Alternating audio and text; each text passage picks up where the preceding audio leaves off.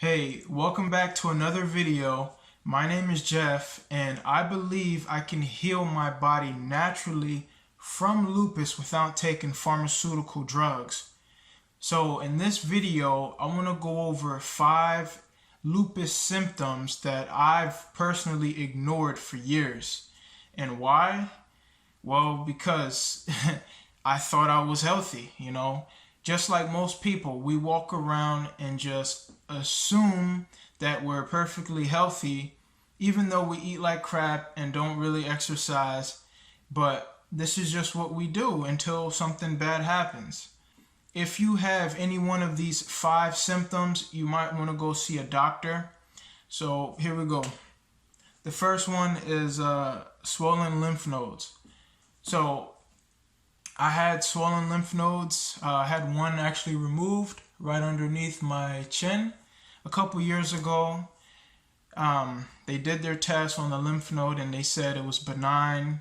It wasn't cancerous or anything to be worried about.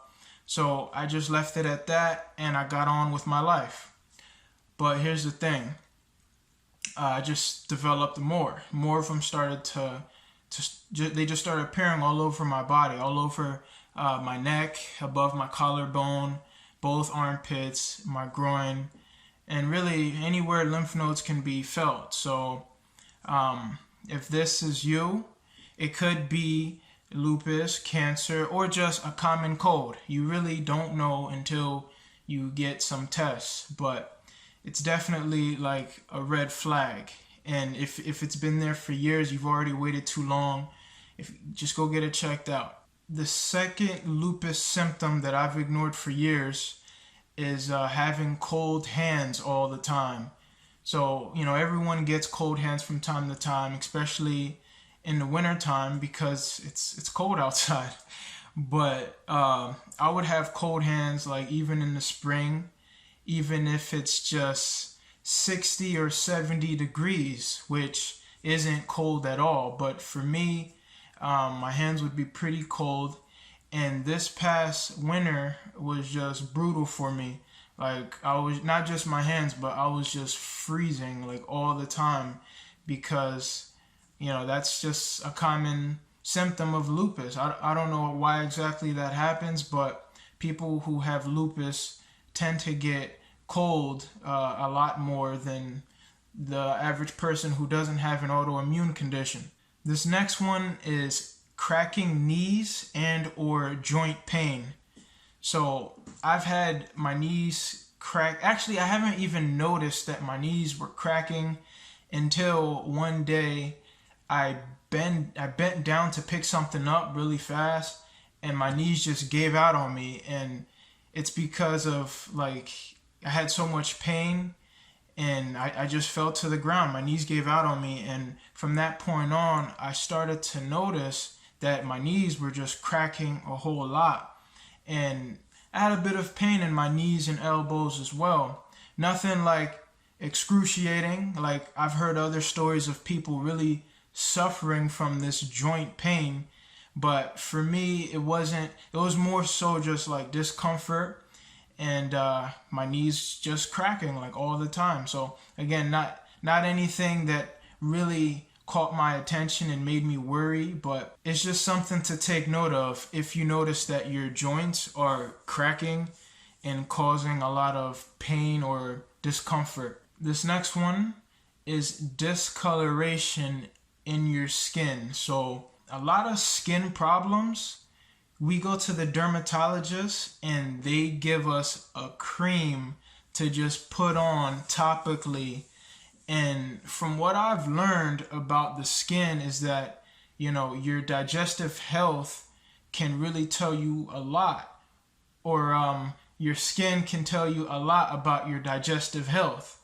So that's just like a better approach to healing your skin and really your overall health, just cleaning up your diet. So I didn't know this, but for years, actually since middle school, I've had like really bad acne and just discoloration all over my back and chest and on my sides and stuff, you know. Hated taking off my shirt because of my bad skin. And now I realize, well, my body was under a lot of stress. I mean, not as bad as this year where the lupus, you know, had me in the hospital for a week, but this was like stress that my body was under, and it's the reason why, like, I was developing what looked like vitiligo, I think it's called, where like you have these like patchy areas where the skin isn't like, you know, brown, or somebody who's dark skinned, they're gonna have white patches. Like I would start developing that on my back and on my sides. So now I realize that a leaky gut could cause this as well, which for a lot of people is the root cause of their autoimmune condition. And for me, that's what I think too. You know, my leaky gut that I've had for years and not even knowing about it is probably the reason for my lupus.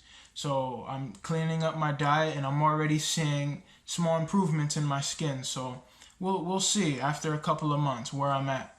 All right, so this last one, the fifth and final symptom of lupus that I've been ignoring for years, is chronic fatigue. So everyone gets tired from time to time, you know, especially when you have a job. It's normal to feel tired after a day of work, especially when you're not exactly, you know, excited to do the work that you're doing. So it's just something that I experienced for years, and I didn't pay much attention to it, you know, until like the fatigue got so bad I didn't even have energy to do things I enjoyed, like exercise. I just stayed home on my days off, and no amount of sleep would help me feel energized. You know, I'm just always tired. And if this is you, then that could be a sign that something isn't right in your body. So, you know, you might want to go get that checked out. Okay, so those are my 5 lupus symptoms that I've ignored for years. And if you have a few of your own that I didn't mention in this video, you can leave them down below in the comment section. And oh yeah, June 27th, all right, that's when I'm going to be following up with my rheumatologist to go over some blood work and to see if I'm actually improving with my all-natural plant-based diet and not taking her medications for the rest of my life like she suggested. So that's June 27th. Stay tuned. And if you would like to donate to the channel, you can leave that down below. Again, my name is Jeff, and I'll see you in the next video.